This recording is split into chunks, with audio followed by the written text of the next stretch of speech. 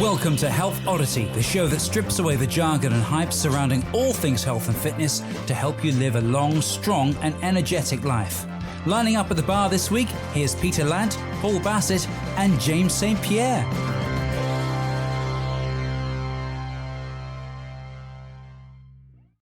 Hello and welcome to the Health Oddity podcast, episode 58.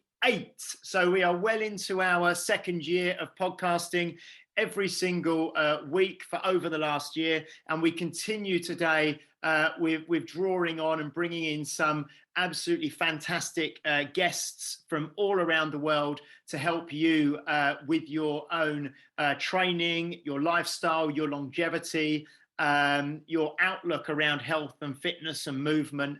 And today we have a real cracking guest joining us all the way from Italy, who I will introduce in a second. But first of all, I will welcome the usual suspects, the usual hosts. Mr. Peter Lant, how are you doing? I'm all right. How are you? I am exceptionally good today. The home office has started construction, so I will soon have a podcast hub. Blimey. I'm sitting at my dining room table as normal and as I will be forever. Home office. Well, I've got this crane attached to my dining table, and the wife wants me to move it outside. So I'm building a home for the crane and other things. So that is good. Mr. Paul Bassett in London, how are you doing? Okay. I when you said home office, I thought you meant something to do with the government. I thought what are you working on? HS2? Brilliant.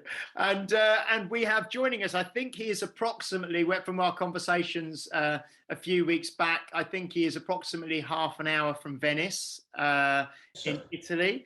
Mr. Fabio Zonin, how are you doing? Doing great. So excited about being on your podcast, gents. And I was listening to your talks about the home studio. So you see, I got very professional corner, not studio, because if I just, turn my computer, you'll see it's a complete mess. That's the only tidy part of the studio. And you might have, see my dog pressing behind me and stuff like that. My studio, my gym are home. So part of the home is devoted to that. But I have a professional corner. Just the corner, like when you watch, sitcoms or movies or stuff like that, it looks all great. But if you are behind the scenes, you see that's only that. The rest is cardboard. So everything is fake. Books are fake. There's someone behind holding the library. Don't worry, I've got exactly that. The dog's asleep on the sofa, all behind here. There's a bunch of kettlebells down there with some weights gaffer taped to them. There's some Indian clubs and Persian meals and everything. It's a mess. It's an absolute mess. You are wearing your trousers. So I'm actually wearing shorts. So if I stood up, it would look like the proverbial newsreader. So you don't want me to stand up, right? Because if you stand up, Fabio, would we see a unicorn? Yes. That's not a euphemism. You should explain what that is about, because people. Yeah. We'll leave that, Pete. We'll leave that as an open loop, and we'll close that at the end, so people will have to stay till the end to learn about. Post a photo of the unicorn. Yeah, exactly. We'll explain what Fabio's unicorn is. Yeah. So just very briefly, Fabio was he was the master instructor. He's a master instructor with Strongfirst and helps Strongfirst with special projects. He's in his 50s himself now. He's been around training for a long time. And in a second, I'll ask Fabio to kind of tell us a bit about his training history and his background and kind of how he's got to where he is now. But Fabio was the very first master instructor on the first I did certification, kettlebell certification back in, I think, about 2014. Pete and I were very lucky to spend a weekend with him a couple of weekends ago at the Strongfirst SFB that we hosted at Unique Results, and I'm going to see Fabio next weekend again at the SFG up in Lilleshall. So we spend a lot of time with Fabio. He's an absolutely fantastic guy, a wealth of knowledge, very funny, very warm, very generous with his time, and it's an honor to have him with us today. So Fabio, do you just want to start by, because there's quite a lot of people, we have listeners, lots of our listeners are kind of 30 plus, 40 plus, 50 plus. Some are obviously involved in the fitness industry and the strength industry. Some are, just kind of regular people who are kind of enthusiasts and people who are trying to live a long, strong and energetic life. Can you just tell us a little bit about kind of yourself, how you got involved in training, your training history and background, and kind of how you've got to where you are today? This may be very interesting because, I was, when I was young, when I was a kid, I was not exactly a guy who was involved into sports. Actually, I know I don't look like it, but I was a nerd. I was in the best in my class in maths and science, and the worst in physical education or sports, really the worst. And I was overweight also. I was overweight. I mean, I did some karate when I was a kid, but then I think that from my 8 years old until probably my 13, I did pretty much nothing. So I was very much passionate about, science, maths, and, electronics and all that stuff. And sports and TV, of course, lots of TV, plenty of TV. And so sports were not down my alley. And I was definitely overweight until I discovered something which gathered my interest, my total interest, which was ladies. At that age, you start being interested in that. And I realized that being a nerd overweight, the fat version of Sheldon of the Big Bang Theory, was not helping in getting in touch with the opposite sex. So I wanted to lose weight. And initially it was just, about started walking and dieting with no idea what was supposed for me. That being on a diet was just try not to eat. But it did work. I lost weight and so on. But then I was skinny at one point and I was weak. And I, for some reason in Venice during Carnival, I was involved into argue and fight between young kids, people my age, young guys, young teenagers. And I got beat up really hard. So I decided I'm going to go to the gym and become strong.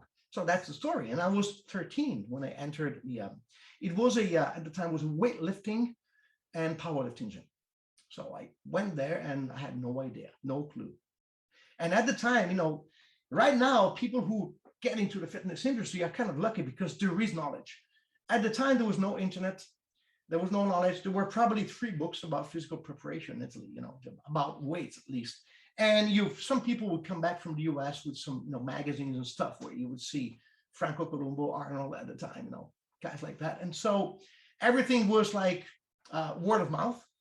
So I recall that I went to this gym, I registered, and the owner asked me, okay, so what do you want to do? Well, I like to bulk up, build some muscles, get stronger. And he goes like, are you interested in legs, training your legs? I said, no, I just want to build big chest and big guns. And he goes like, okay, so you're a bodybuilder. So let me there. And I remember, it was a very old gym. Benches were wooden with no cushion, no nothing. And he told me, okay, that thing is called bench press. You do 5 sets of 10. Then he goes, that one is, see that par? You pull yourself up for 10 times if you can. If you can't, you didn't have a machine. They had a pulley attached on the roof with a basically a container. You just throw plates there, sat on the floor, and just pull it down. So you do your pulls there, and then you take 2 of those dumbbells and you do 5 sets of 10 lateral raises, plus you do curls, and then you lie down and you do your triceps. And then if you want, see the bench there inclined, you do abs there. That's it. He never spoke to me since then. That's all I did. So he literally didn't give you any leg exercises because not at all. No, because I said I was not interested, right? And so I didn't work my legs for quite some time. So I went to that gym and I was just copying and looking around, see what other people were doing. But many of them were weightlifters, and some of them were bodybuilders. And 2 different, communities didn't speak to each other. Like when they're in those countries where, people don't get along with each other, like different communities, and they stay separate, and they don't speak to each other, and they don't appreciate each other. So I went there for a few months, and then I went to a gym. I went to another weightlifting gym where I found a good coach. Well, for the time, it was a good coach because he was telling you what to do at least. And he said, well, you're strong, you know. I was strong in the bench press. So he convinced me to do like inner bench press competition. And I did well. So he said, you got to do powerlifting. I said, good. So what am I supposed to do? Well, you just do squats, deadlifts, and bench. I said, good. So how am I supposed to squat? He says, well, you put the bar on your shoulders, you just squat down, come back up. I said, okay, but how about the stance? How should I put my feet? Oh, you put the bar on your shoulders, you go down and squat down, come back up. So yeah, but where should I put the bar, position, and the grip, and height? Put the bar on your shoulders, squat down, come back up. But how do I know if I'm doing it right? And he goes, if you're able to come back up, you're good. This was pretty much the technical clues you got. So to make a long story short, I think it was 1983, and I was 13 years old. And at 15, I did my first powerlifting competition. So that was probably 1984. I'm from 69, so 1984. I did the competition, and I got third in the Northern Italy Championship because I was strong in the bench press. I was like 58, 60 kilos, and I think I benched 115 kilos, squatted 130, deadlifted something like that. I still have some photos of that. And so I was good. I said, oh, this is a promising powerlifting. But within 2 years, I think it's 17, I herniated a disc. Guess why? I would put the bar on my shoulders, squat down, come back up, right? With no idea what I was doing. None of us had any idea. So I did this powerlifting, and I also competed in natural bodybuilding in my 16s for the first time. And after I herniated my disc, it was a protrusion, nothing serious, but still, you're not even 18, you got a disc hernia. You know what? Probably stop that. So my mom told me, you cannot do powerlifting anymore, only bodybuilding, that's better for you. So I competed, I trained and competed in natural bodybuilding for many years. But I always loved the approach of powerlifting. I did not like machines. I used to like, the squat, the deadlift, and the bench, pull-ups and all that stuff. So it was kind of a power bodybuilding. But I competed until, probably 1994. The interesting part was that I was still a nerd. So I was studying to become an electronic engineer I finished my high school, went to university, and that was what I was supposed to do. And I had two passions. So, training and electronics and math and all that stuff. And at one point, I thought, I don't want to be sitting on a desk all my life. I want to work into sports. I got some mentors who got me some first chops into the industry. And so I simply gave up. I gave up university, and I started studying pharmacy. And then I started, I opened my own gym, and story started there. And then for some reason I was seen, and I was hired by the Italian Federation of Fitness before as an assistant, and then as a teacher. So I started teaching on certifications to become personal trainer, bodybuilding instructor and stuff like that. And I did that from 1994 until 2012. I worked for this federation. And interesting part is that I thought I was good at what I was doing. I mean, I wrote manuals for them. I wrote a couple of books. I did some stuff, and I was in their advisory board. So I was successful in the industry here in Italy. But there was a lot missing. I was realizing that we were, drinking from the same fountain all the time. I don't know if this works in English. It's the way we would say it in Italy, which means that we had all the congresses, all the conferences, always the same speakers, always saying the same things. Sometimes we ended up, being presenters at some congresses, and just switching the titles between one and the other, and just passing along the presentations. So we would basically say the same thing. So there was nothing new coming out and not new information. And what I thought there was something wrong in what we're doing, I didn't get what, right? And so I was not satisfied. And the other thing I was not satisfied about, and I'm saying this with all the respect. I mean, I'm still good friends with the chairman of the federation. We're still, in good relationships, and all my colleagues, but we were not too much concerned about quality as much as we were about selling spots at certifications, and or doing it, and also we could not, like, for instance, you cannot fail more than 10%.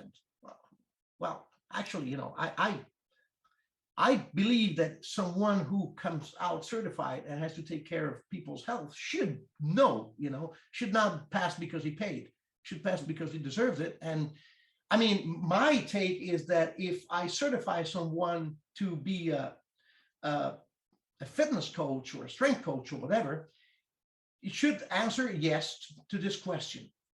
Would I feel confident in allowing this person to train my mother, my father, or my daughter? If the answer is yes, that's good. If the answer is no, this person shouldn't have a diploma in any sense. So at the end, I was conscious there was something missing. I didn't have enough information. So I started, looking around, and I got, by pure chance, I got in my hands, which I ignored for some time, I got Pavel's Russian Kettlebell Challenge book.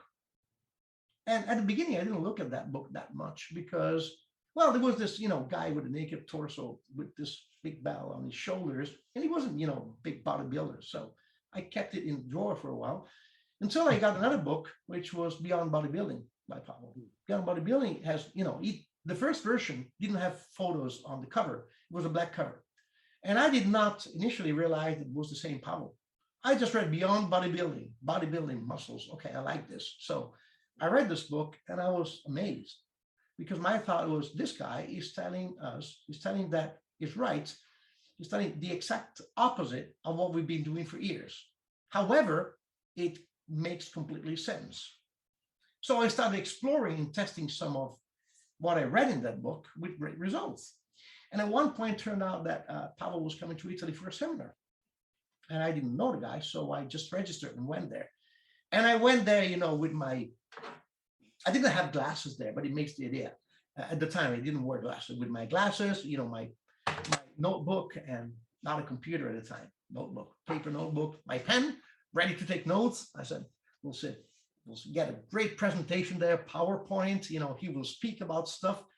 He literally killed us for 2 days. It was, all practice, all, putting the work into place, all hands on. And I was blown. I was blown because well, he taught, and this is it's up there. I don't know if you see it. That day, up there, that diploma there was the very first time. So I met the guy, but what interested me is that he taught some kettlebells, some barbells, some body weight. So he covered the swing. For me, it was completely new. And so no surprise that it was completely new. But when he went to barbell and he covered the squat, the bench, I recall, squat, bench, and pull-ups, that was down my alley. So for me, it was like, yeah, I know this shit, I know it, no problem. He gave some clues, some details, some stuff that I was blown. I said, how can it be that I've been for more than 20 years in the industry and I didn't know anything about this?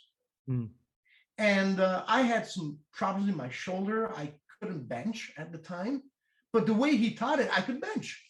And a couple of months. So after that seminar, for a couple of months, all my PRs went down because I had to rebuild the technique. But then I overcome all of them. I mean, I put 20 kilos more on my squat. I put more than 10 kilos on my bench within 2 months and no more pain. So I was blown. And also, body weight training, we covered the pistol and, the hardstyle push-ups and stuff like that. It was completely new information. So what I did, I registered to everything I could register. I went that same year, I registered for the RKC in Hungary. We didn't have anything like that in Italy at the time. It was only Hungary and Denmark in Europe. I got RKC certified, and then I flew to Minnesota. I went to take some bodyweight seminar. I went to take the FMS, CKFMS at the time, and I started going to seminars and stuff, and so that was great. But the story was that I didn't mean that to become part of my career. In my plan, I was going to keep teaching for the Italian Federation of Fitness and explore kettlebells, and barbells in a certain way, just for myself, for my own amusement and interest. But what happened at the time that was interesting, since when I trained for my RKC, I had no idea what I was supposed to do. And so I looked at the website. There was no instructors, no one who could coach you. So I studied on YouTube University to get ready for this. And you know what you find on YouTube. Imagine in 2008, 2009, right? Worse, about kettlebells especially. And I didn't know we were going to use doubles, but my take was, I knew we were going to use a 24 kilo belt. So I did buy a 16 and a 24, but I bought a 32. And I said, I'm going to train with a 32. So I'll be ready with a 32 when I do to my RKC. Everything's going to be easy for me. Except that my clean was a curl. Yeah. So I tore my bicep. 5 centimeters tore. You can still see the hole here. See? Yeah. The week before my RKC. And I went there and I couldn't do the snatch test. At the time, the snatch test was the very first thing you would do. You would show up there and they would test you. And so Pavel himself, he said, you're not doing it. And I wanted to go home. I was so upset. I said, no, I want to do this. And so he took me apart and said, listen, you're an athlete. As an athlete, I'm sure you did enough stupid things in your life. I'm not allowing you to do one more. So here's the deal, he said. You take the course, forget about the snatch test. So if you don't get injured and you'll enjoy the course. If you get injured during the snatch test, you're done.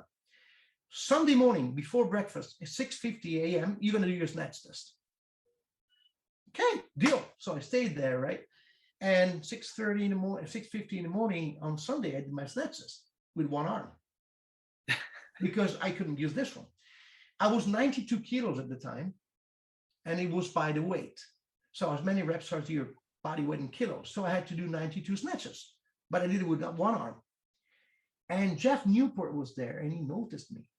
So I think that was the point in which they remembered my name. And for some reason, without doing anything, I found myself more involved more and more. Like, got the email, what do you think about this? Would you like to? And so at the end, they gave me the license for the RKC in Italy, and they started involving me as an assistant first, and then they promoted me team leader, and everything started from there. So I said goodbye to the Italian Federation of Fitness, and that's how it turned out to be here. So it was not planned at all. I didn't run for it. It simply happened, several circumstances, and I couldn't be as happy because here's the final result. At 39 years old, almost 40 when I did my RKC, as a former powerlifter and bodybuilder, I was completely jacked up, couldn't move. I was in constant pain. I was big, huge, and strong, but I couldn't do a toe touch. If I was caught from behind, I had to turn, I would turn the entire body because I couldn't turn my neck. And I was not healthy.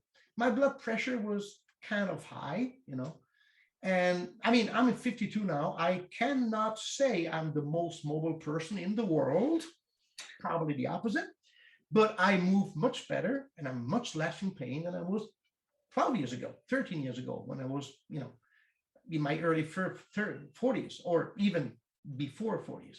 And you see in the body weight, people are surprised because I'm, a pretty, short and thick dude. And people say, he can never do an handstand. But I do it. I do that stuff. So, and it's incredible. And trust me, when I was 20, I wouldn't be able to do anything like that. So not only my strength, but also my body control, my mobility, my coordination, and my health are better now than when I was younger. So that's why I told this story, because I think that this is what your listeners are looking for, aging and being healthy and keeping themselves healthy. And I think I got the right path, because what you see and what they usually teach and what you usually learn in fitness centers, generally in commercial fitness centers, and what you read in most of the books and what is on fashion does not really work for your health. It makes you look good, but you're not healthy. you see many people who are muscular, they look good, wearing top tank. But then, first of all, well, in the bathing suit is different. You got to have proportions. But the other thing is that you should be as strong and performant as you look, right? Not the opposite. And on the other side, some people who are really strong and performant and don't look good and are overweight, this is also wrong, in my opinion. I think that, form and function should go together well. It means that you should look as good as you are, but feel as good as you look. This is my take personally. Of course, Absolutely. there's nothing we can do about my face except for plastic surgery, but that's another story.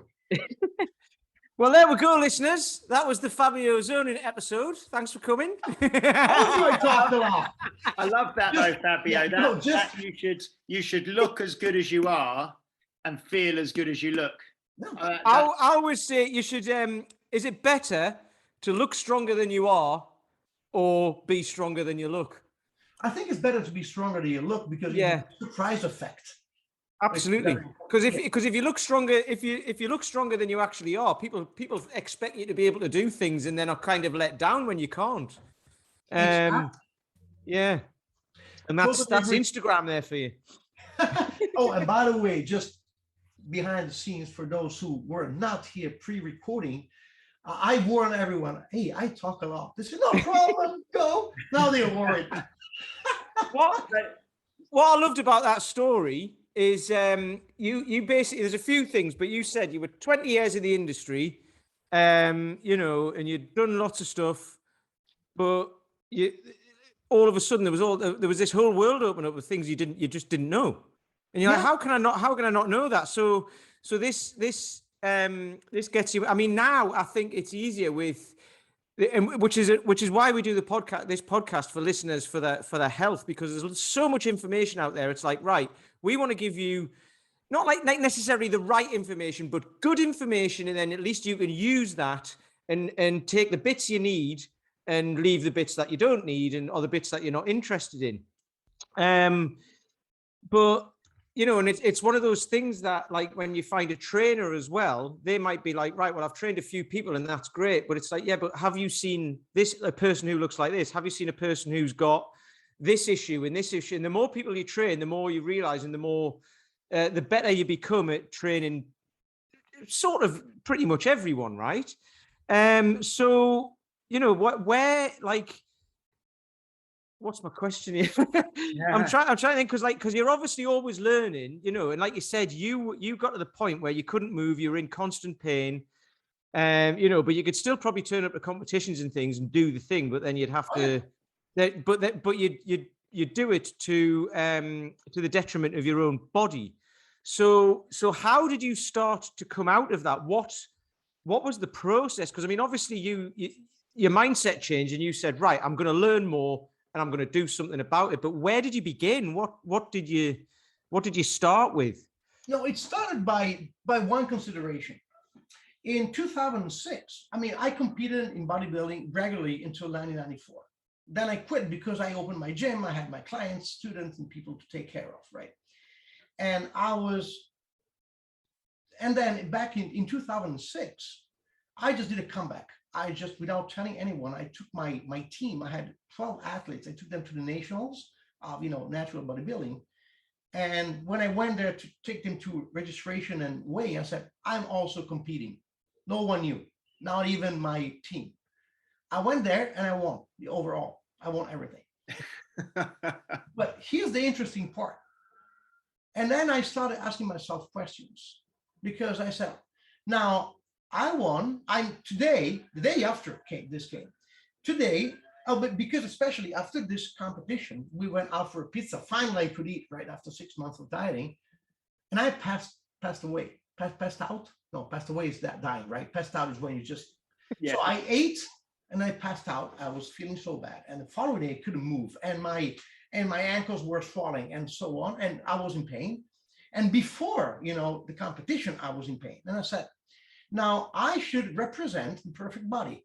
I mean, I am the Italian national champion currently of bodybuilding, natural, so healthy, no steroids, right? in my category. And I'm supposed, and I'm almost 40, so I'm supposed to represent how a healthy and strong person should be, but I don't feel good. I'm doing something wrong because the shelf looks good, but inside, you know, I had, my wife was not my wife at that, was my girlfriend. Several mornings I had to ask her, can you help me wearing my socks? Because I couldn't reach my feet. My feet were so far away to reach, you know? And I said, and here's the point. It's not only about me, because, you know, athletes that compete, we all know that professional sport or competing sport is not exactly healthy. I mean, sports and health are tied, but when you go to the extreme, it's never healthy. Every sport has some downsides. But I said, I have a gym. Actually, at the time, I had 2 gyms, and I'm coaching people and trying to make their life better. Now I'm using the same systems, just, you know, scaled down, that I'm using for myself.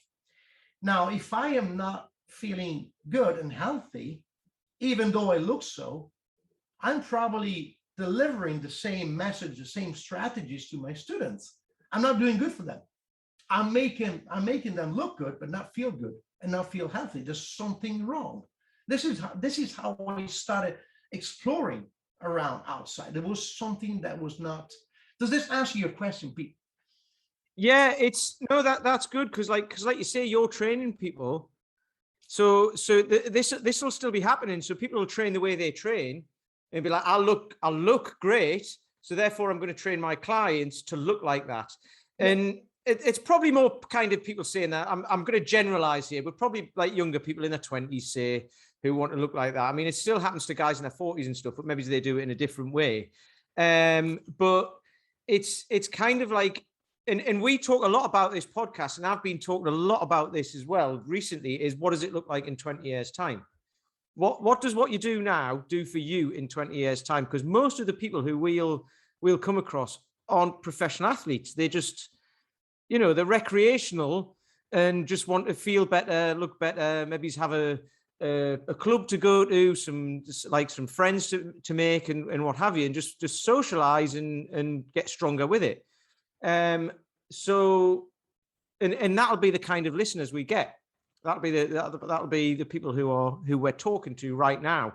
So it's just to kind of be wary of that, because people aren't necessarily out there to ruin you and to make you feel bad and to make you ruin your body, basically.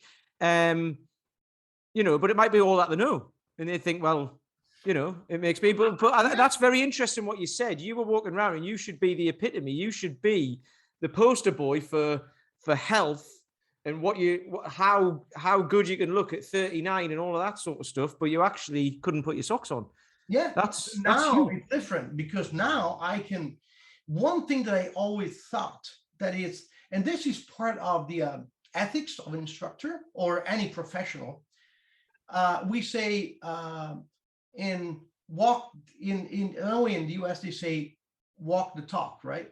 Something like that, or lead by example. I say in Italy we say live according to what you preach. Yeah. So there's so many people out there that talk to you about nutrition, diet, or training, and they are completely unfit and unhealthy. And sometimes my question would be, if I could go on the other side of the screen when I see them on TV or YouTube, say, hey, if it works so well, why don't you do it? So there is nothing that not a plan or a nutrition plan or anything I asked one of my students to try that I haven't tried before in my own skin. This is something. There was a book that I read recently. It was, I can't remember what book it was. It was the spinach test, something like that. And if you're talking about exactly what you just said about nutrition or whatever, follow that person around the supermarket and see what they've got in their basket. And if it's not full of nutritious stuff, you know, there might be a couple of beers in there or whatever. But if it's not like 90% nutritious stuff, go somewhere else. That's the point. I mean, if people see me, you know, in any part time of my day or my life, they got to see me doing exactly what I tell people to do. So I train according to those principles. And this is something that I believe should be what every instructor should be doing. And so also one thing I was, to be a good instructor, instructor is, it's not like a medical profession, but it's very close to it because you are taking care of other people's health. You have a huge responsibility, even more because a doctor cures someone who's already unhealthy. And most likely might have been at fault. You are preventing people from getting injured or getting unhealthy. Prevention, this is what we basically do. And so knowledge is one thing. To be a good instructor, you need to have knowledge. But there's a second great quality is just as important. You need to care. Your students should not be numbers. You need to care about your students. And how do you show you care? You got to be just like them. I mean, if you believe that you really believe this works, the best way to convince your student to do it is do it yourself and show them you're doing it. That's pretty much the idea. And so this is the responsibility, and this is the ethics we should all take over as professionals. And unfortunately, here's another thing you mentioned before that gathered my interest. You said, young people, they'd like to build their body, and also they go to the gym because they like to make community, see the friends, and so on. It's all super true. There is another problem, as as it happens with nasty disease or anything. You always think that those type of things happen to others, never to you.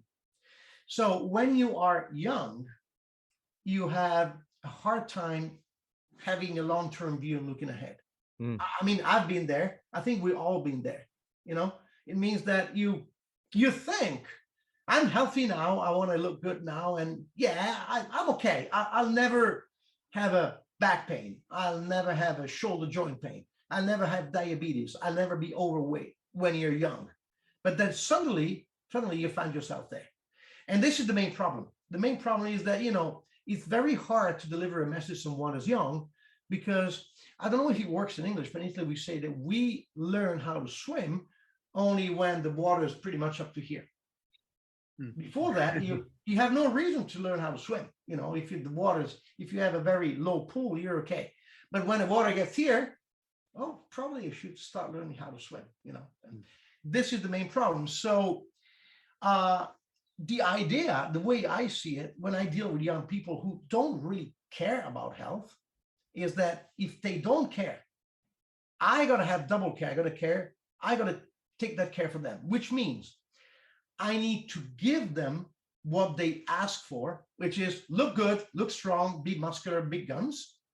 But at the same time, do it in a way that makes sure that in 20 years, I'm meeting their goals, the goals that they will have in 20 years from now. So they'll also be healthy. So I would never sacrifice, function and health for the immediate. So if my student does not have a long-term goal, I need to have a long-term goal for my student.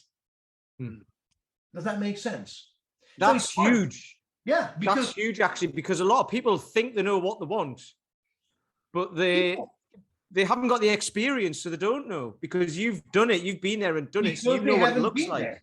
I mean, in the past years, I spent some time in trying to convince people, don't do this because one day and they don't care. So you know what? They tell me I want big pecs, I want big chest, I want big guns, and so on. I said, yeah, good. Let's do this. But when I plan my training, right? The training session for them or whatever, when I plan their work, I always take into consideration how they will be in 1 year, 2 years, 5 years, 20 years from now. And if they ask me, but those guys are doing this, I always find the right explanation to explain that whatever I'm asking them to do is related to their goals. But their question, they want answers for today. I want to be so today. They don't care about tomorrow. So you need to be able to give them answers that satisfy them today, while at the same time, you are thinking of tomorrow. I hope, English is not my mother language, so I hope I was able to explain the concept with that's almost proper words. No, that's absolutely fantastic, Fabio. I was just going to ask, with this is kind of interesting. We're moving into this kind of territory now of the way you teach now and the kind of the Strongfirst system, and I know you teach with kind of kettlebells and barbells and body weight, and we've recently obviously experienced you doing the body weight training. You kind of touched on when we were together a few weeks ago, the fact that there's 3 different modalities of training there, and each one has has benefits and has strengths, but doesn't really do everything. And the combination of using all 3 of them can actually give you a kind of a more total kind of program and cover all bases. I mean, we've obviously got people on the listening now who possibly do 1 or 2 or may do all 3 of those things. But would you be able to kind of explain the differences between those 3 modalities and the benefits of each one, just for the listeners? Yeah, we have 2 curves, 2 descending and ascending curves, or probably lines. Let's start about one thing that one feature of body weight, barbells, and kettlebells: availability. Body weight, you have it at any time, everywhere, wherever you want. You can train in your studio, you can train home, you can train on a plane. I did my push-ups on a plane a couple of times, and because seriously, in pistols. And you can train in a hotel, you can train on a beach, you can train everywhere, right? Then kettlebells, almost. I mean, if you're traveling by plane, you can't bring your kettlebell. But if you're traveling by car, if you want to have kettlebells home, in a small space, are very, very available. Not as much as body weight, but are very available. Barbells, not just as much. Unless you have a space in a home gym, power rack and barbells. You may also work with a barbell without a power rack, but you need equipment and you need space. So you might go to the gym. So availability, the winner is body weight and goes down to barbell, right? Then you have programming. Now this is interesting because the 2 curves are just in the opposite direction. Programming barbell is so easy for one reason.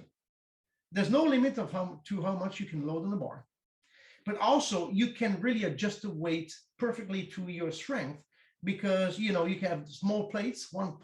I don't consider weights and plates anything below 1.25 kilos, but the rest are just earrings. But with 1.25 kilos, you can have weight jumps of 2.5 kilos, right? So you can really adjust the weight. So it's easy to program and slightly increase the load and so on. So very easy to program barbell and get strong with barbells. Kettlebells, slightly more different, just in between, because you have 2 kilos or 4 kilo jumps. Now it may sound, 2 kilos, what is 2 kilos? Hold on. I mean, for instance, if you go from, let's say, from 12 to 16, you say it's only 4 kilos, but considering 12 to 16, it's a 33% increase in weight. 33% is a lot. So you know about many people who can do like 6 solid reps of press with a 12 kilo belt, but can't put up the 16 for once. So the jump between sizes is big, is huge. And when you start doing ballistics, even more. So programming kettlebells, a little more complicated. And also the ballistics required more skill than the grinds. While barbell, you can learn it really much more. There's a lot of people don't know about behind the barbell, but still it's the easiest tool compared to, if compared to kettlebells and body weight. Body weight is the most complicated. First of all, that's your body weight. Yeah, you can play with levers, but still, I mean, if you can do a pull-up, you cannot cut off one leg to be lighter. So programming, much more challenging. And the jump, the difference between 2 different progressions or regressions of the same exercise is huge. So programming is much harder, but also you need much, much, much more body awareness, body control, coordination, and so on. So availability, body weight is the winner. Programming, barbell is the winner. Kettlebells in between, in both. So those are 2 features that make it interesting. Then there is something that has to do with the main postures you use with one type of training and the other. When you go kettlebells, you're pretty much always neutral. When you do your swings, when you do your presses, whatever, you're neutral. So your ears are on top of your shoulders, your shoulders on top of your hips on top of your feet. So your back is neutral. when you work with barbells, if you do it properly, in many situations, you're arched, like back squat, the bench press, and so on. The deadlift, you're neutral, but you have to arch. You have to arch, and you have to do it properly, because you have to arch in the T-spine. You have to keep control of your midsection. You can't arch your lumbar. So in any case, you get your posterior X stronger than your anterior X, and your posture is much more open, right? On the other side, when you body weight, you go hollow. So you increase your anterior chain a lot compared to barbells. And well, if you do it properly, you don't get yourself close too much. Hollow is not what many people think, just closing here. It comes from pretty much the cylinder here, the midsection, rather than, you know, closing your chest, but still you tend to go hollow. So there is more anterior chain involvement. So if you only do body weight or calisthenics, at one point your posture may become closer, pretty much like that of a fighter. If you only do barbells, you may end up walking like, you know, huge powerlifters, which mean open chest and just like that. And kettlebells are kind of neutral, but putting the three things together, you can develop your body in a very symmetrical, proportioned, and equal way. And so one type of training kind of clears the other. One thing that I learned from Master Mark Rifkind, he said, oh, he's been a powerlifter, bodybuilder, and also he's been a gymnast. And he always say, don't live in your sports posture. And I think it's very important. You can identify a fighter, you can identify a powerlifter by the way they walk, right? And so the three modalities together, one clears the other. And then there is another thing about, you know, the ability to develop strength and also muscle mass, if you wish, and mobility. For instance, kettlebell are very complete, and you can get really strong in your upper body, and you can get, and your conditioning can, you'll go up to the roof. But if you're really strong in your lower limbs, well, the bells you could squat are much heavier than the one you can clean. So for lower body, kettlebells at one point may not be enough. I mean, for my deadlifts and squats, kettlebells are not enough. They're great for the upper body. On the other side, barbells have some limitations. They're all closed chain exercises. You don't build, you know, you don't take care of asymmetries. And you do get stronger, but you don't get that full range of motion you may get with kettlebells. With body weight, very hard to train properly your lower body. You get incredibly strong in your upper body.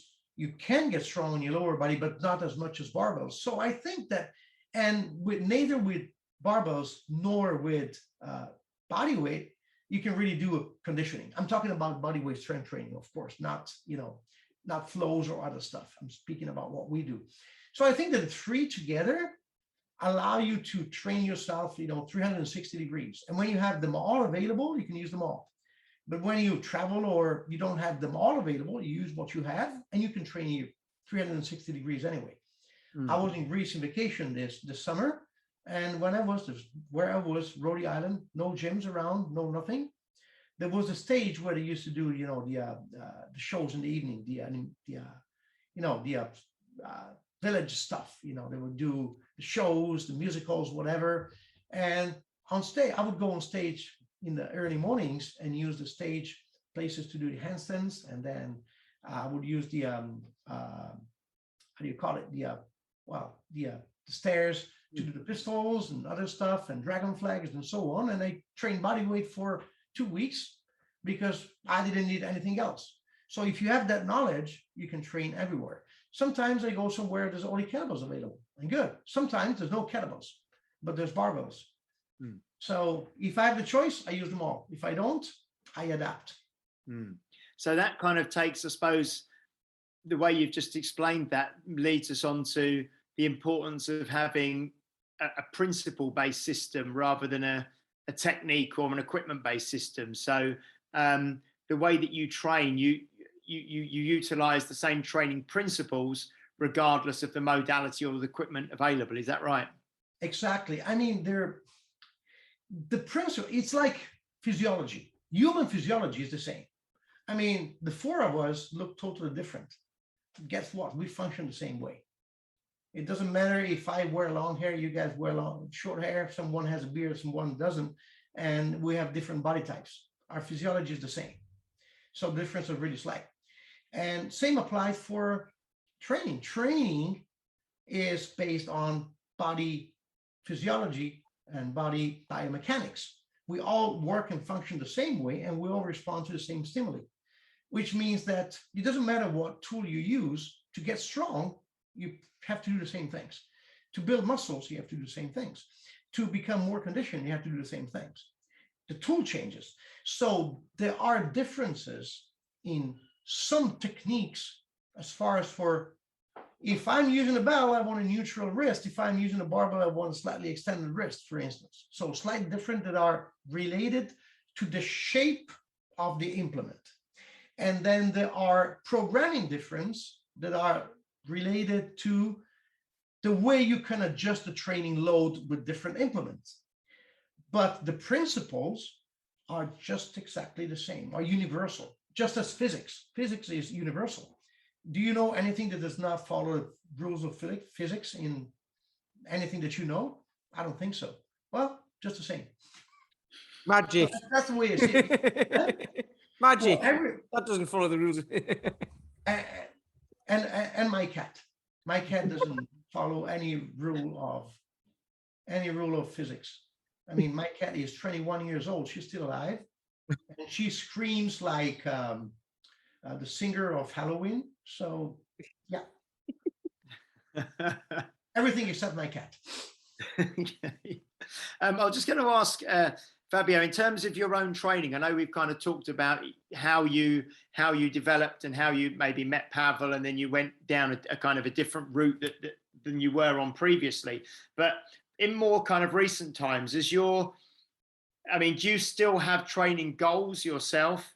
And has your approach to training changed now that you are kind of older? You kind of mentioned that when you're in your 20s, you don't really have a long-term view, but now that you're in your 50s and, you may be looking a decade, 2 decades ahead, has the way that you actually trained and potentially, your diet and things like that and the way you live, have you adapted things with now a more focus on longevity and a more kind of long-term view as you've got older yourself?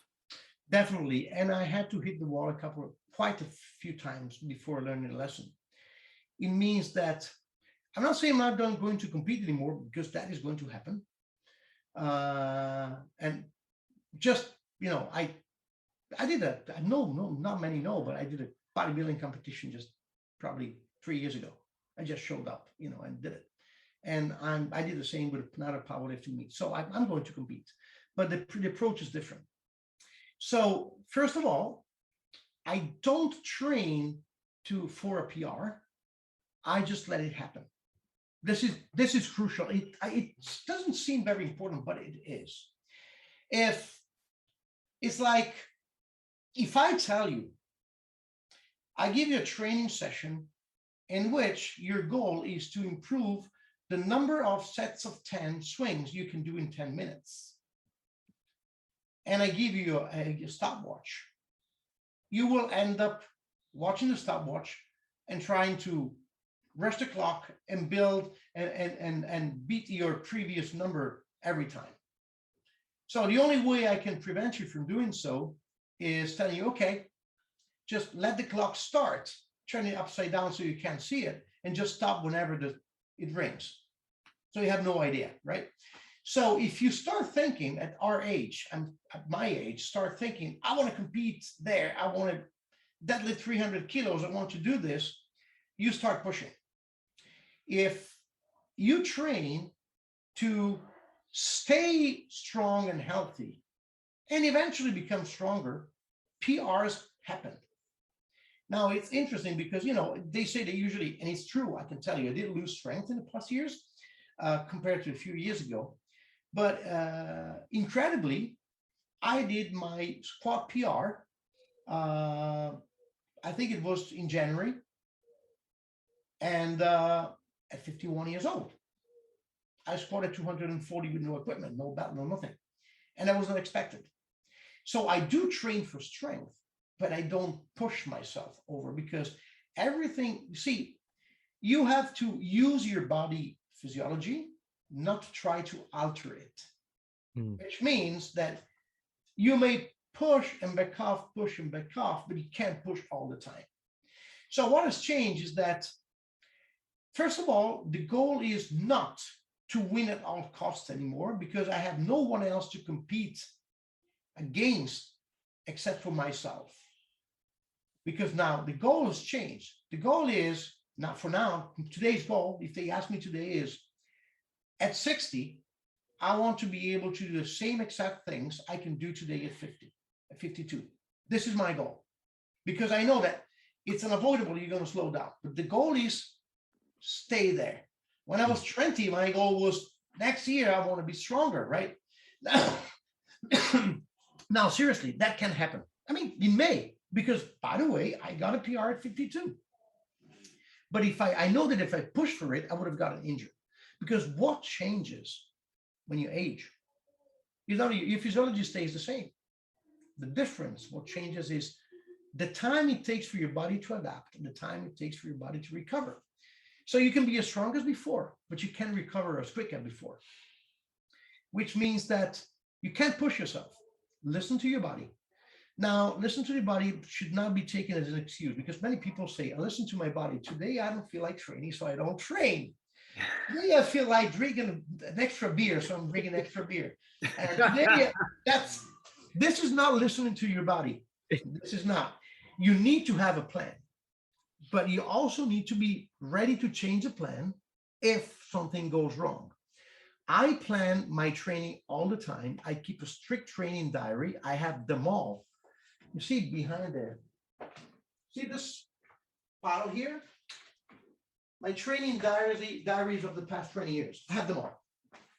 So I plan my training, I follow my training, and so on. But what I don't allow myself to do is, don't ever miss a training session.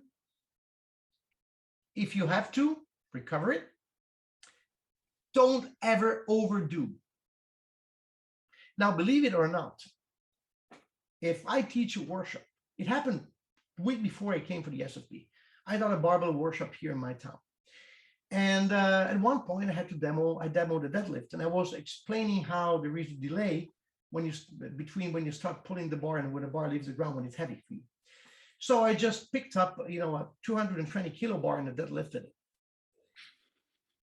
I did 3 reps. Now, this is the interesting part.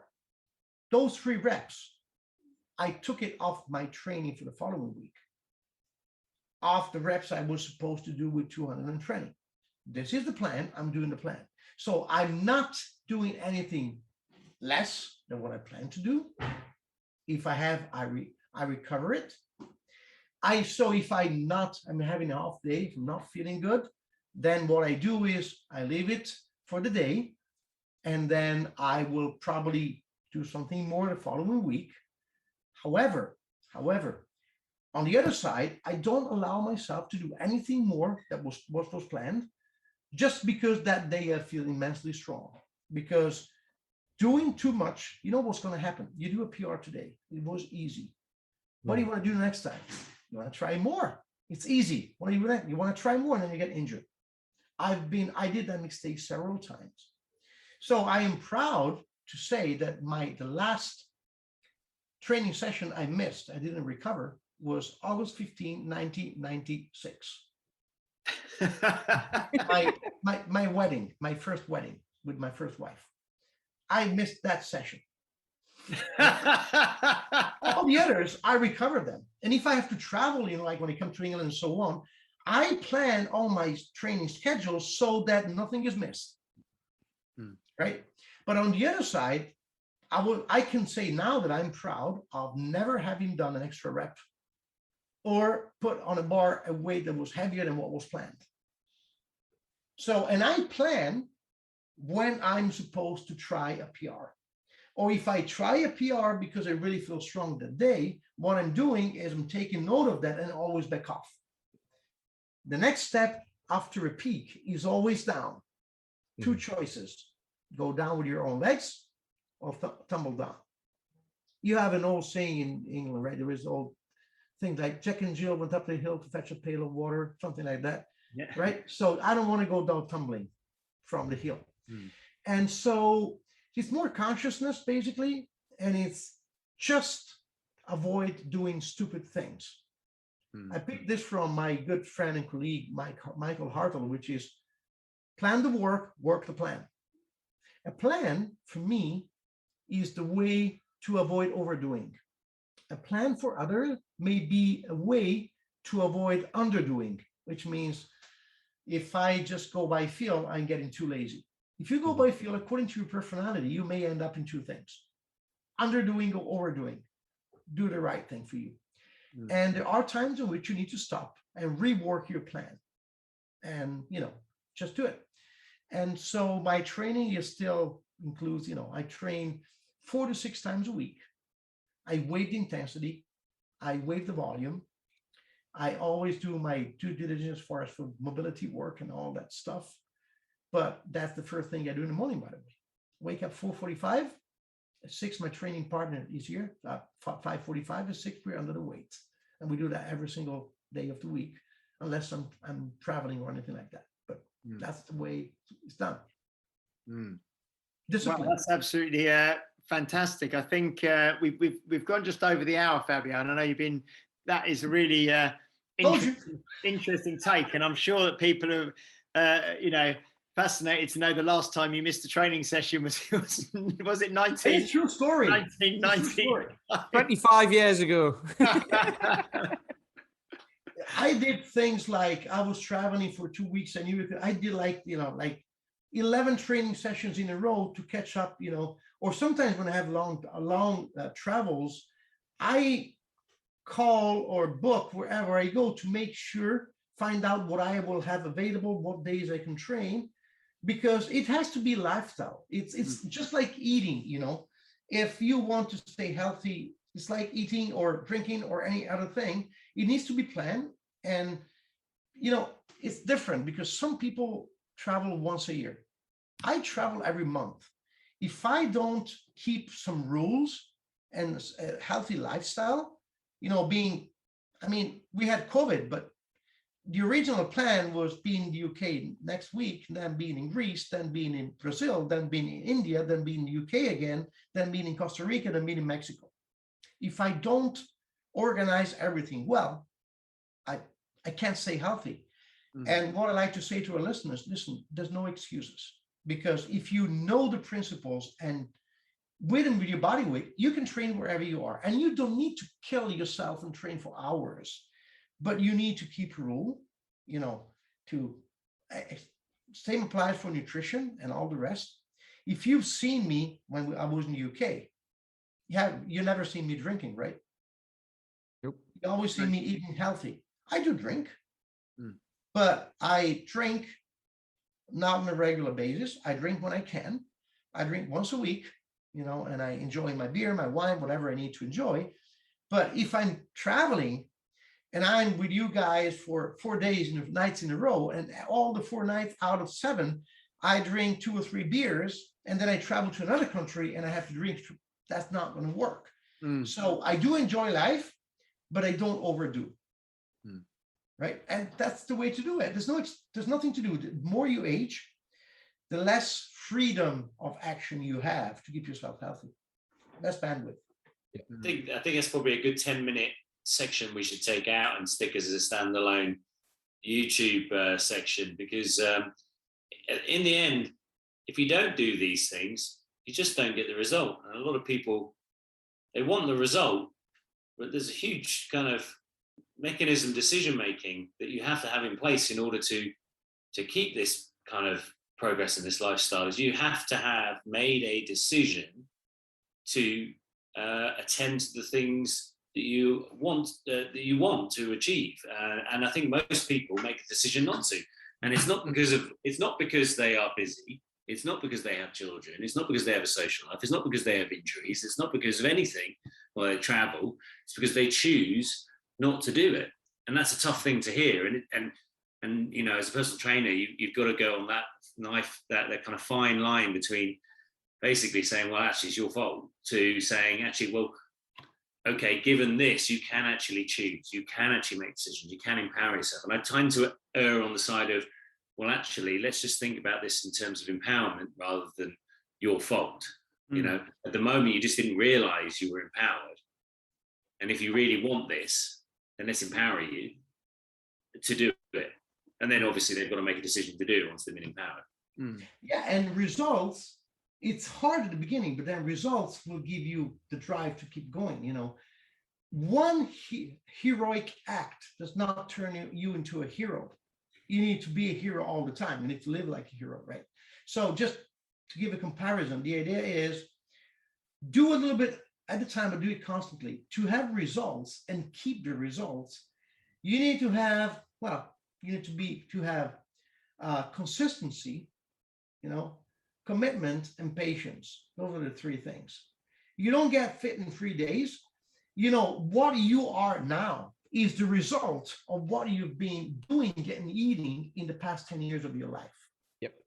It will not take 6 weeks of crash diet to change that. It'll take quite some time. And but then the interesting part is when you got momentum, it's really easy to maintain it. So this week I had my 2 days with low carbs, then my 1 day with high carbs, 2 days with low carbs, and Saturday I'm having a Mexican meal, and I will eat a lot and drink a lot of beer. It's going to be fun. But then I will enjoy it even more than if I just partied every single evening, right? But I will not feel miserable the following days. And every morning I feel strong, I feel healthy, I feel well. And again, you know, traveling is not an excuse. I say, if I can do it, you know, I told you the body weight at the time. First thing I said, guys, if I can do body weight, I'm built for everything but body weight. If I can do body weight, everybody can do it. Yeah. Because if you look at my body structure, it's built for not being good at body weight stuff. I'm built to be good at barbell stuff, right? So same thing, if the type of lifestyle I have, which is usually out of COVID condition, is being traveling on an average 3-4 days out of 7 every week. If I can train every day constantly 4 or 5 times a week, and I can stick to good nutrition, keep myself healthy, everybody can do it. There's no excuses. Absolutely, that's brilliant, right? So in podcast land, I've just been putting the Harinder episode together, which will go out this Friday, but this is in 2 weeks' time. So this is a time vortex here. But Harinder was talking about knowing your enemy and how people know what to do, and they know they need to eat well, and they know they need to do it consistently over time. What they don't know or what they don't acknowledge is they're gonna get in their own way. They're gonna make an excuse, like we were talking about people making they're gonna make an excuse somewhere down the line and say, I can't do it because, and it'll be roughly the same thing all the time. And I've spoke about this when you're setting goals before. You've got to identify what your biggest obstacle is going to be. And that is what you need to deal with first, rather than setting a goal and saying, I'm going to start going to the gym. So you've just explained there, travel is kind of your biggest enemy, because that's going to derail you. Like you said, if you have beers wherever you go and all that. So you've identified that and you've said, right, how do I overcome that? What does it look like to overcome that? And you're like, I'm just not going to do it. Yeah, I'm going to travel, but I'm not going to do the thing. And that's brilliant. I don't know if you noticed, but when we had meals at the body weight, I had my tuna fish and canned meat stuff. So my bag, my luggage was full of, corn cakes, rice cakes, and stuff I could eat. Not because I was planning on eating them, but they were just in case. If I don't find a proper meal that is good for me, and also it's responsibility. I mean, I was supposed to show you guys how to go, upside down handstands and how to do pull-ups and how to do several things. I could not be heavy or not feeling good or anything like that because I was in the center of attention, right? So I can vouch for that as well, because I had when we were doing the headstand on the last day, I'd had a cannoli for lunch because they looked really nice in that Italian round the corner, and I couldn't do a headstand because it kept creeping. Yeah, that's the problem. I can do one now. I thought I'm never going to be able to get this. I can do one now, but I couldn't do it on the day because I'd just eaten a cannoli. Yeah, but you see, that's the point. It's if you attended the body weight and you found your instructor who's not living by the message he's providing, would I have been reliable to you? Would you have trusted me? Exactly. You trust me because you see, hey, that guy's doing what he's teaching us. That's the idea. It's a huge responsibility for us in our industry, in our profession. I think one of the things. The main rule of being a personal trainer to demonstrate everything with the lightest way possible. I mean, that's sometimes that's my rule. It depends how much sleep I've had, but first you know how to do it, then you can teach it, right? Yeah, exactly. Yeah. I think one of the things, obviously, the last sort of few minutes we've been talking about is one of the things comes to my mind is the Jocko, discipline equals freedom. So you actually set yourself up with sort of disciplines and a structure and a plan, and then if you live a disciplined life, you then have the freedom to do the things. Like you said, you're going to have this Mexican feast at the weekend and beers, but you've been disciplined 90% of the time, and then when you have that freedom, you'll really enjoy it. Rather, if you're just the whole time, I eat what I want, I drink what I want, I don't train, you don't appreciate those things, and you don't really enjoy them as much as if it's an occasional treat. Yeah, but and also some people argue with me saying, yeah, but you're not living your life because you're taking away so many things from your. Yeah, it depends. Everything has a cost. Like you want to buy an apple, cost £1, you give them £1 for, right? So here's the point. But the way you feel when you're healthy, and this is one point. Many people are not healthy. They don't know because they don't know how it feels to feel healthy because they've never been healthy. So you give up some things, and you start feeling better. You don't want to go back to those things anymore. You want to feel good. So you want to enjoy them, but you want to stay in your status in which you feel good. And so it is not giving up the freedom of life. It's choosing, because in our life, we're always in front of crossroads. You got to make a choice. So because everybody I would love to be able to drink beer every evening and have the 6-pack. But guess what? Beer, 6-pack. Which one do I want? I have nothing against those who choose the beer. I respect them 100%, as long as they respect me that I choose the 6-pack. Does it make sense? Or even good blood work, good blood test, So again, it's a choice. And what we should avoid is get to the point in which we have no more choice. I love the idea of being able to say, I can choose whether I want to have a week of beer and junk food for 1 week, or I want to have a week of healthy food and training, because I can choose that. But if you don't take care of yourself, at one point, guess what? You have no choice. You would like to go for beer, junk food, and you can't because you have diabetes, because you're obese, because you had a heart attack, or several things. So being moderate and have enough discipline for most of your life allows you to have choices for your entire life. Being undisciplined at one point will give you no choices. And then your life might be miserable because you will have to eat healthy and do something, not because you chose to, but because you have no other option to survive. I wouldn't get there. I prefer to be able to choose. I hope I'll be able to choose until my last day on earth. I hope. I think that is an absolutely fantastic place to kind of start to wrap up there, Fabio. Yeah, that is just brilliant. We've had that's a great kind of hour and 20 minutes, hour and 15 of conversation with you. And it's kind of not gone exactly the way I thought it was going to go. It's kind of, we've taken a few turns and we've moved, but I think it's hugely valuable for certainly for myself, and I'm sure for the listeners as well. Pete, do you have any final sort of thoughts or any things you'd like to say? Again, I've got honestly, this happens every episode, doesn't it? I've got loads written down and stuff. But what Fabio's just talked about there is, this might sound a bit harsh, right? But it's all said in good fun, right? But when he says, like, people who choose the beer over the 6-pack, right? Going to the examples, you can have a 6-pack, or you can drink and eat and all of that. That's all fine if you want to do that. But if you haven't got the 6-pack abs, if you don't moan about, if you moan about wanting the 6-pack abs, no sympathy. It's exactly the same as me, right? I whinge when it's too hot. People go on about English people, British people. You complain when it's too hot, right? I do because I don't like the heat, but I don't complain when it's too cold.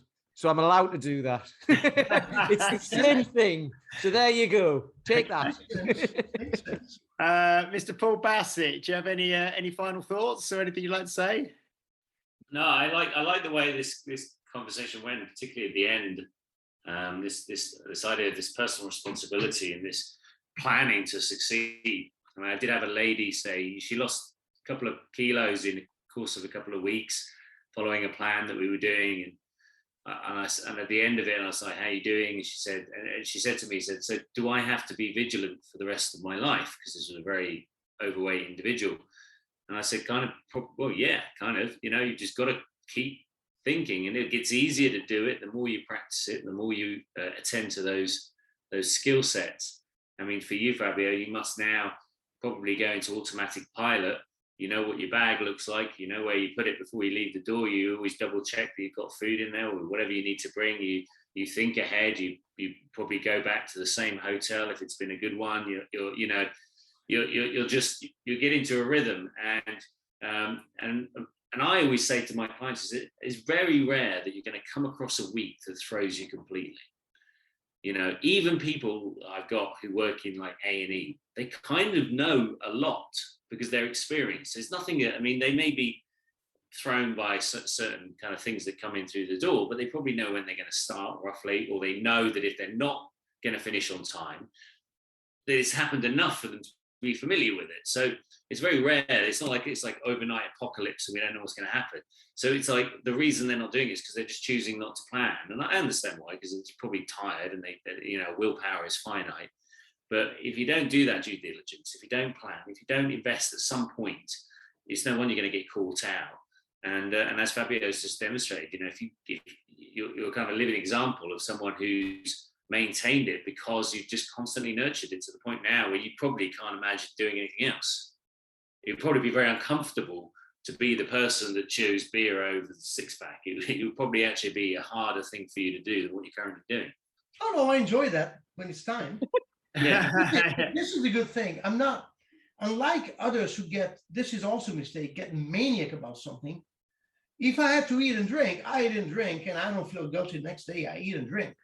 And someone, you can ask Claire, she knows me very well. When I eat, I eat. I surprise everyone how fast and how much I eat and how much I drink when I do it, because I chose to. And since I chose to, I don't feel guilty because it was a choice, right? It was not dictated by, a binge attack or anything. I chose this tonight, I'm eating and drinking. Rinder said that as well. He said, when people say, if you've made a conscious choice, that's fine. But he said, people say like, well, I chose to brush my teeth this morning. No, you didn't. It was a habit. I chose to go to work. No, you didn't. It was a habit. So if you're drinking every day or like a couple of times a week or whatever, it can become a habit. So that's exactly what you just said there. You made the choice. It's not habitual. You made a choice. And therefore you've done it. You don't feel guilty, and then you move on. And I love that. That's great. Exactly. Fabio, if people want to, I know you're not kind of like massively on social media and things from what I see, but if people do want to kind of, find out more about you or keep an eye on what you're doing and the kind of things that you do with your training, what's the best way for people to?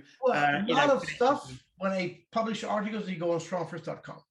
But I got my Instagram channel, which is x5_69. And if you just type Fabio Zonin, you'll find me there. Actually, I'm not the one who posts there. I got a guy who posts, but I just give him the stuff to post just because I'm fairly blind now and I'm not good at social media stuff. And Facebook, I got my professional page there. So people can reach me out. And even if they want to email me, it's contact@fabiozonin.com. I respond to all emails. Sometimes it takes me 4 or 5 days. I'm traveling, but I respond to all. So that's what I do. I don't I'm not too much, on social media just because, well, I don't have time to. I study all this stuff. No, that's fantastic. And obviously, if anyone is interested in Strongfirst and that sort of thing in the UK, we're very, very lucky. Fabio does. I mean, he's come over a lot recently because of the recent situation. I think he would have been here in September, October, November. But if you are involved in Strongfirst, you get involved in Strongfirst, you'll definitely get to meet Fabio at some stage in the UK or Europe. So just want to say thank you very much to Mr. Peter Lance. Thank you. Thank you. Nice to see you again, Fabio. Nice to see you. Will you be in the show next week? I'm not, unfortunately. No, I've only seen James. No. Okay. See me. I'll be missing you, Pete. I'm sure you will. Thank you very much, Mr. Paul Bassett. Thanks a lot, guys. Good. And thank you so much, Fabio, for your time and your generosity and your wisdom. And just finally, if you do like this podcast, please like, share, subscribe. If you're listening on a platform that allows you to leave a review, please leave a review as well. And we will be back. And you can also, tap us up to get into the Facebook group. Just search in groups, Health Oddity, and you'll find us in there. And you can join that, and we'll let you in to the group to chat with us and other guests and other people interested in increasing their health, their fitness, their strength, and their longevity. We'll be back next week with episode 59. Thank you, guys. See you later. Thank you, James. Thank you. You've been listening to Health Odyssey with Peter Land, Paul Bassett, and James St. Pierre. To get your regular fix of hype-free health, you can subscribe and leave a review wherever you get your favorite podcasts. You can find out more on today's and other topics at healthodyssey.com or find us on Facebook or Instagram by searching for Health Odyssey.